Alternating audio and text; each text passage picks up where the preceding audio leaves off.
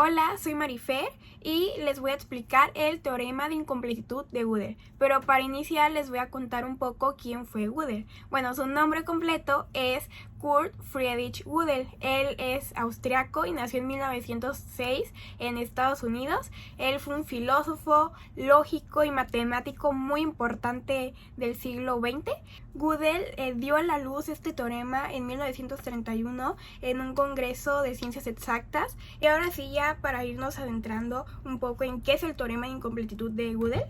Básicamente, este teorema demuestra que dentro de un sistema consciente en donde hay demostraciones verdaderas, estas demostraciones no se pueden demostrar dentro de este mismo sistema. O sea, básicamente no puede haber como una función matemática, un sistema que pueda explicar cada demostración matemática. Lo interesante de este teorema es que entra en una paradoja, porque si se comprueba que esto es falso, tendría una prueba. O sea, es una contradicción que lo haría verdadera, pero nos está diciendo que esta verdad no es comprobable dentro del mismo sistema. Lo que quiero decir es que básicamente esta proposición no es demostrable. Me gustaría también mencionar por qué elegí este teorema, por qué me gustó, por qué se me hizo interesante. Y es que básicamente nos está poniendo como un límite al conocimiento, como un límite a algo. Y es que no es solo matemáticamente. Por ejemplo, en nuestra cultura actual es muy relevante porque siempre queremos hallar una respuesta a todo o creemos que todo tiene una respuesta. Este teorema nos dice que hay un límite, o sea que el conocimiento tiene un límite y como ya lo mencioné antes, no solamente es matemáticamente, sino también en nuestra vida normal. Y es que, de hecho, en informática existen problemas que una computadora no podrá resolver. Antes de entrar más a fondo a este teorema y a su explicación, quiero decir unos datos que encontré que me parecen muy relevantes e interesantes y también del por qué este teorema causó mucho impacto al momento de que Gödel lo dijo. Leibniz hizo un escrito, y en este escrito decía que si las personas al razonar, al dialogar con otra persona o al momento de tener una pelea con otra persona se pararan y dijeran, ok, calculemos para ver quién tiene la razón o calculemos para ver en qué está mi error lógico, matemáticamente, básicamente quería demostrar todo y a este lenguaje lo llamó característica universalis, ¿ok?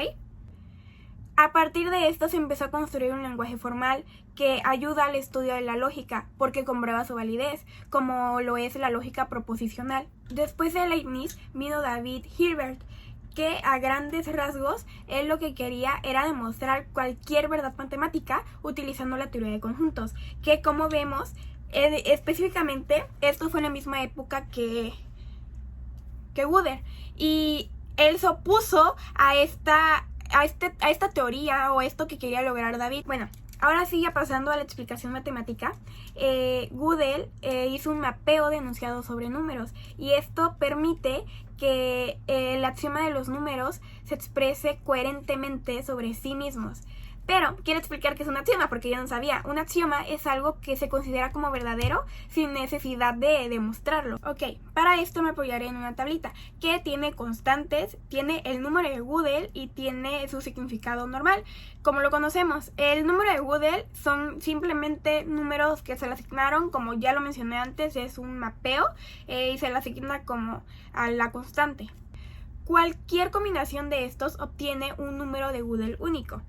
Por ejemplo, si tomamos 0 es igual a 0, en la tablita, en el mapeo, vemos que 0 equivale a 6 e igual equivale a 5, entonces sería 6, 5, 6, ¿ok? Entonces, para obtener el número único, se toman los tres primeros números primos, que en este caso serían 2, 3 y 5.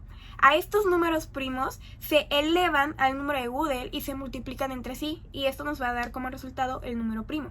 O sea, 2 a la sexta por 3 a la quinta por 5 a la sexta. Sabemos que las demostraciones llevan una secuencia de fórmulas, entonces Gödel asignó un número a esta secuencia, que es el número de Gödel, y cualquiera de estas combinaciones que ya expliqué nunca darán el mismo número único de Gödel. Pasamos a la demostración, ¿ok? Gödel decía que es posible construir en lenguaje formal y con ciertas características una oración G, recordando que esta oración G no es demostrable. G sí y solo sí, G no es demostrable. Si G fuera demostrable, sería verdadero. Entonces sería verdad que G no es demostrable. Pero esto es una contradicción lógica porque G no puede ser demostrable y no demostrar al mismo tiempo. Entonces G no es demostrable. Pero entonces esto afirmaría que lo que dice G, el no ser demostrable, es verdadero.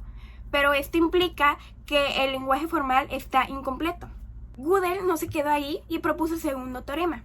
Al afirmar que G no es demostrable, estamos afirmando que G dentro de sí misma no es demostrable. Y aquí es donde entra modus ponens. Vamos a poner que P es el sistema formal es consciente y que Q va a ser G sí y solo sí G no es demostrable. Ya teniendo esto, nos dice si el sistema formal es consistente, entonces G. O sea, el sistema formal es consistente, por lo tanto G. O sea, si el sistema formal es demostrable, entonces G también es demostrable. Pero esto contradice el primer problema, que G no es refutable, no es demostrable. Pero entonces este teorema, la demostración de este teorema, del segundo teorema específicamente, nos queda así. La consistencia del sistema formal no es demostrable dentro del sistema formal mismo, que es el teorema a lo que llevó Gödel. Aquí se explica todo.